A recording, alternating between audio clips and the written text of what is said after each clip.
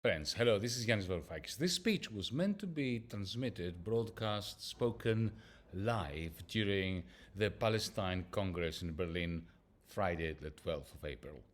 But because the German police, egged on by the whole of the political system of the Federal Republic of Germany, burst in and prevented Jews, Palestinians, and the rest of us who wanted to have a congress during which to discuss peace, reconciliation, coexistence, universal human rights from the Jordan River to the Mediterranean Sea. German police proved beyond reasonable doubt by bursting in and interrupting the live stream, grabbing the microphone, ending that magnificent congress, that fascism does not need to win government in order to be in power. So allow me to say what I was going to say if the live stream was not so rudely interrupted by German coppers. Friends, congratulations and heartfelt thanks for being here, even though we were interrupted. Despite the threats, despite the police state, despite the panoply of the German press, despite the German political system that demonizes you for being here today. Why a Palestinian Congress, Mr. Varoufakis? A German journalist asked me recently. Because, as Hanan Ashrawi once said, we cannot rely on the silenced to tell us about their suffering. Today, Hanan Ashrawi's reason has grown depressingly stronger. Because we cannot rely on the silenced who are also massacred and starved to tell us about the massacres and the starvation. But there is another reason too. Because a proud, a decent people, the people of Germany, are being led down a perilous road to a heartless society by being made to associate themselves with another genocide carried out, again, in their name, with their complicity. I'm neither Jewish nor Palestinian, but I am incredibly proud to be here amongst Jews and Palestinians, to blend my voice for peace and universal human rights with Jewish voices for peace and universal human rights, with Palestinian voices for peace and universal human rights. Being together here today, even though we were so rudely interrupted by German police, being together here is proof that coexistence is not only possible, but that it is here already. Why not a Jewish Congress, Mr. Varoufakis? The same German journalist asked me, imagining that he was being smart. I welcomed his question. For if a single Jew is threatened anywhere, just because she or he is Jewish, I shall wear the Star of David on my lapel and offer my solidarity, whatever the cost, whatever it takes. So let's be clear. If Jews were under attack anywhere in the world, I would be the first to canvass for a Jewish Congress in which to register our solidarity. But similarly, when Palestinians are massacred because they are Palestinians, under the dogma that to be dead and Palestinian must mean that you are Hamas, I shall wear my keffiyeh and offer my solidarity, whatever the cost, whatever it takes, to the people of Palestine. Universal human rights, folks, are either universal or they are nothing. With this in mind, I answered the journalist's question with a few questions of my own. Were 2 million Israeli Jews thrown out 80 years ago from their homes into an open-air prison and kept for those 80 years in that open-air prison without access to the outside world, with minimal food and water, no chance of a normal life, no opportunity to travel, and being bombed periodically for 80 years? No. Are Israeli Jews being starved intentionally by an army of occupation? Their children writhing on the floor, screaming from hunger? No. Are there thousands of Jewish injured children with no surviving parents crawling through the rubble as we speak, the rubble of what used to be their homes? No. Are Israeli Jews being bombed by the world's most sophisticated aeroplanes and bombs today? No. Are Israeli Jews experiencing complete ecocide of what little land they can still call their own? Not one tree left under which to seek shade or whose fruit to taste? No. Are Israeli Jewish children being killed today, now, by snipers at the orders of a member state of the United Nations? No. Are Israeli Jews driven out of their homes by armed gangs today? No. Is Israel fighting for its existence today? No. If the answer to any of these questions had been yes, I would be participating in a Jewish Solidarity Congress today. Friends, today, we would have loved to have a decent, democratic, mutually respectful debate on how to bring peace about, on how to bring universal human rights for everyone, Jews and Palestinians, Bedouins and Christians, from the Jordan River to the Mediterranean Sea, and to have this debate with people who think differently to us. We would have loved that. Sadly, as the German police just proven, and the whole of the German political system has been trying to do now for weeks to ban our conference, they did not allow this. Indeed, the whole of the political spectrum, from the CDU and CSU to the FDP, to the SPD, the Greens, and remarkably, to leaders of Die Linke in Berlin. Shame on you, comrades. Shame on you. They all joined forces to ensure that our civilized debate may be with them.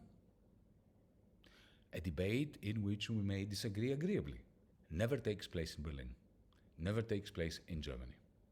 I say to them, you want to silence us, to ban us, to demonize us, to accuse us. You therefore leave us with no choice but to meet your ridiculous accusations with very logical, fair accusations of our own. You chose this, not us. You accuse us of anti-Semitic hatred. We accuse you of being the anti-Semite's best friend when you equate the right of Israel to commit war crimes with the right of Israeli Jews to defend themselves.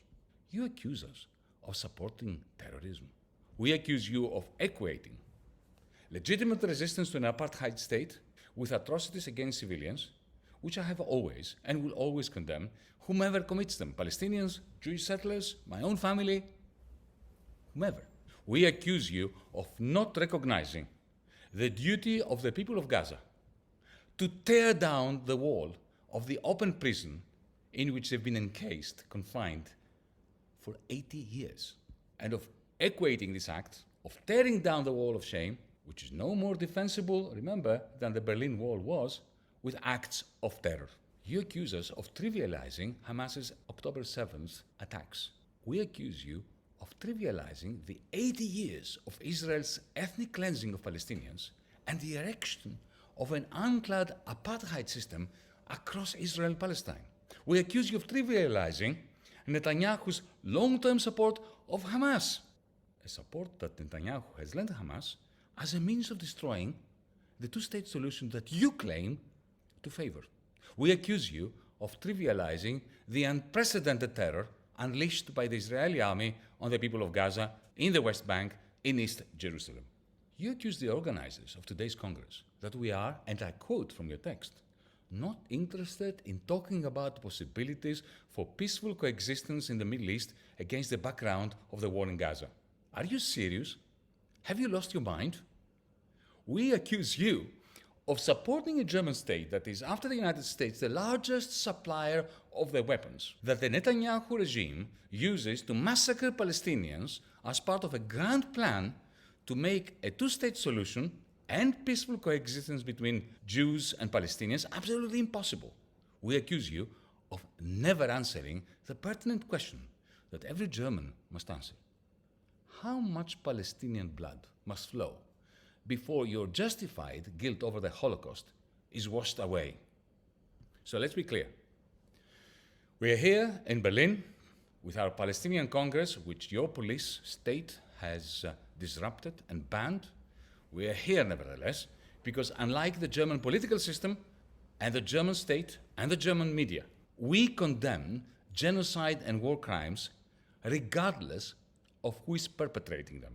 Just as we opposed apartheid in the American South or in South Africa, we oppose apartheid in the land of Israel, Palestine, no matter who has the upper hand.